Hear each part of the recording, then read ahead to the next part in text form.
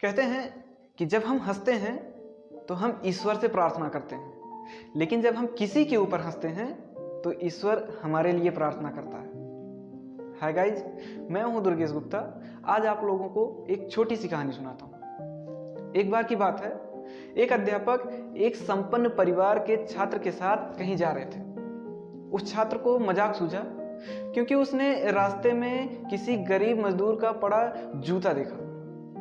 वह अध्यापक से कहता है कि गुरुजी, अगर हम इस जूते को कहीं छुपा देते हैं तो कितना मजा आएगा। देखते हैं कि इस गरीब पर इसका क्या प्रभाव पड़ता है।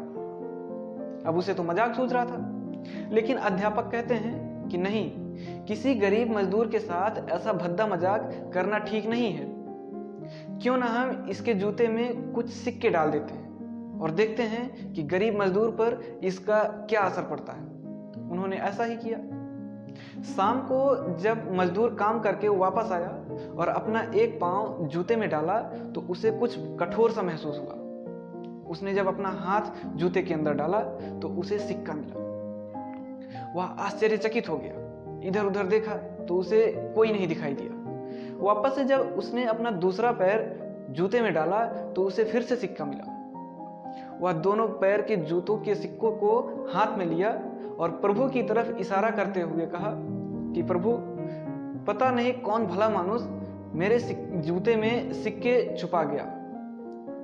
मैं दुआ करता हूं ताकि मैं इन सिक्कों से अपने बच्चे और पत्नी के लिए कुछ खाना ले जा सकूं और कुछ दवाइयां ले सकूं। यह कहते हुए वह वहां से चला गया। अब अध्यापक और शिष्य उसकी बात सुन रहे थे। अध्यापक उस शिष्य से कहते हैं कि अब तुम मुझे बताओ कि तुम पर इसका क्या प्रभाव पड़ा, तुम्हारे उस मजाक ने या मेरा यह काम ने।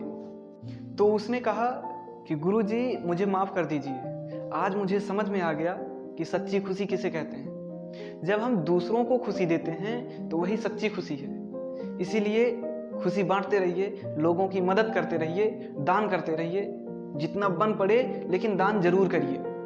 यही वापस लौट के आता है। उम्मीद करता हूं कि आप लोगों को यह कहानी पसंद आई होगी। मिलते हैं एक और कहानी के साथ में, तब तक के लिए धन्यवाद।